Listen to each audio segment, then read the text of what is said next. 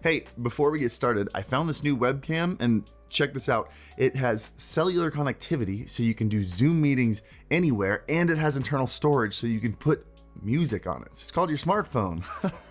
Sam, put some laughs in here. Sam, you're fired.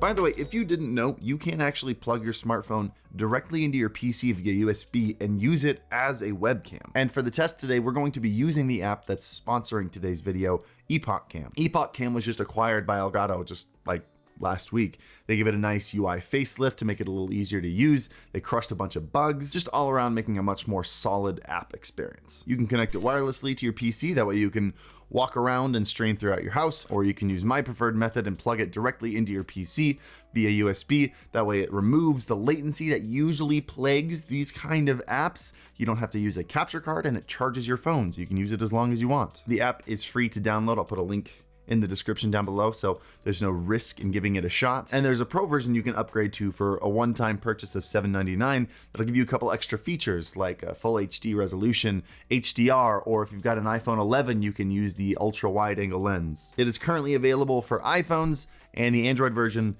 is in development. Cool. I've got these 3 iPhones that were picked up on eBay. I think the most expensive one was the iPhone 7. It was about $100.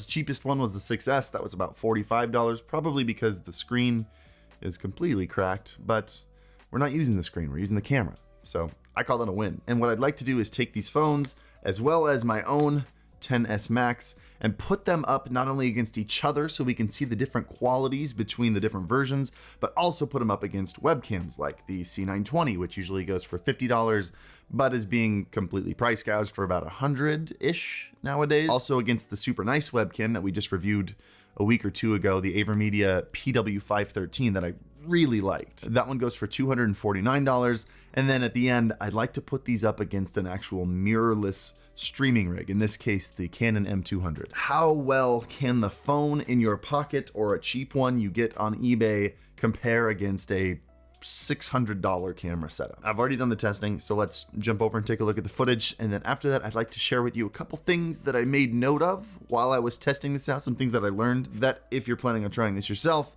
they're good to know. All right, first off, let's take a look at the 3 phones on their own.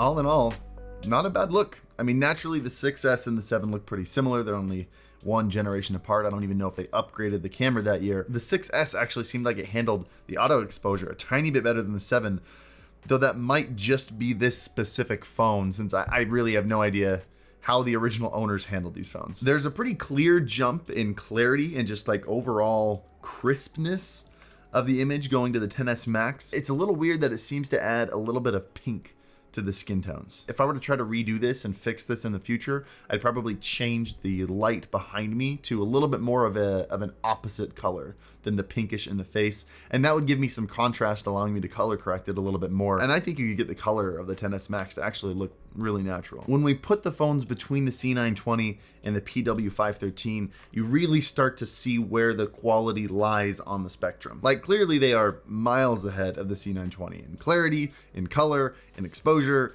For any iPhone user right now, I'm not seeing a great reason to actually buy a C920 when you've got your phone in your pocket. But I would say in terms of clarity and image quality, the XS Max is really the only one that's competing with the PW513. One, I would say it matches the crispness and maybe even goes a little bit further than the P513. But not only that, the iPhone XS is a little bit wider in angle than the 6S and the 7. I'd assume that's because the 10 and the XS have that extra telephoto lens, so they may have made the wide angle a little bit wider. It's still not quite as wide as the 513, and I really like the wide angle on the 513, but it's holding its own here. Especially if we were able to do that color correction stuff I talked about earlier, I think it would be a clear winner. Side note, if you have an iPhone 11 or later, you can use that ultra wide lens on it. Here's footage of me testing that about a week ago before my phone fell out of my pocket and was destroyed. You hate to see that. Whereas I think the 6S and the 7 are close to the 513, but not quite there. Putting these phones up against the M200 is where you really saw a quality difference. I mean, looking between the 6S and the M200, just the clarity in the hair, the clarity in the eyes, the clarity in the color of the skin, especially in the areas where it's overexposed on the right side of my forehead. It goes completely washed out on the camera, and even though you have that white spot on the M200, you still have detail in there. But one of the big things you notice between these two is the difference in depth of field, or how blurry the background is compared to the foreground. And by the way, super important detail to keep in mind, this is the lens that comes with the M200, also called a kit lens, by the way. They don't put a spectacular lens on these when you first buy them. The aperture on this lens doesn't even go that wide. It's only going down to f3.5, which, for those of you who don't know what that means, that's just not a super wide aperture. And the wider the aperture gets, the more background blur you end up getting. For example, if you pick up the Sigma f1.4, the lower the number, the wider the aperture, that thing has, like, your nose will be in focus, but your ears will be out of focus. You can still see, though, a dramatic difference just using this kit lens if you look at the headstock on the guitar behind me. Not only is the foreground a ton crisper, my face is so much more clear, but that headstock is so much blurrier. This is just the kind of thing that you'll never be able to get naturally on a webcam because of how small the sensor is. This should be expected, though, considering we're talking about a $600 camera setup if you include the capture card versus the phone that was in my pocket 5 years ago. If we switch to the XS Max, the difference in clarity becomes less obvious.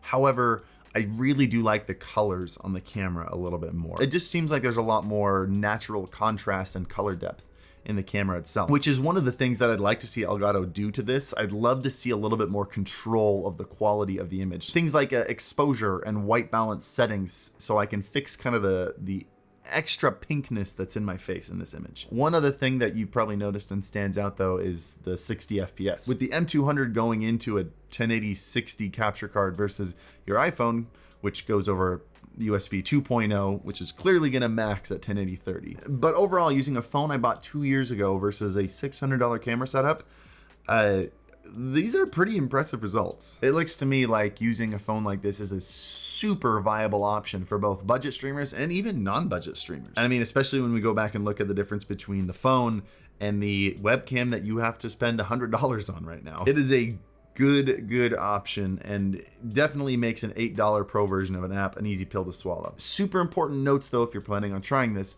Your phone doesn't mount to the top of your monitor like a webcam does, so you will have to get some kind of phone mount system. I use the Elgato multi-mount, but I mean, you can look on Amazon. I found a couple for like $10. So not a big deal, but important to keep in mind if you plan on going this route and you don't have some kind of phone mount at the moment. I also mentioned earlier that I'd like to see a little bit more control over the image quality within this app. The higher up in the phones you go, the more options you get. For example, on my XS Max, you could actually activate an in-app green screen on it, which I thought was really cool. I don't have my green sheet set up behind me, so I wasn't able to really test that, but it's important you know that it's there. And also, worth noting, I did hit one snag when I was doing a test, and it black screened for a quick moment. It only happened once that I saw during like the 2 hours of testing that I did. However, it's worth noting, I would definitely do a test on the free version if you're planning on trying this out, just to make sure your phone doesn't have any connectivity problems like that. But that's it. I'm super interested to hear what you think about this. Whether you like the iPhone or you thought it looked terrible,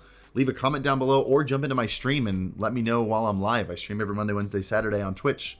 Link to that in the description down below. And as always, happy streaming. Oh. Oh.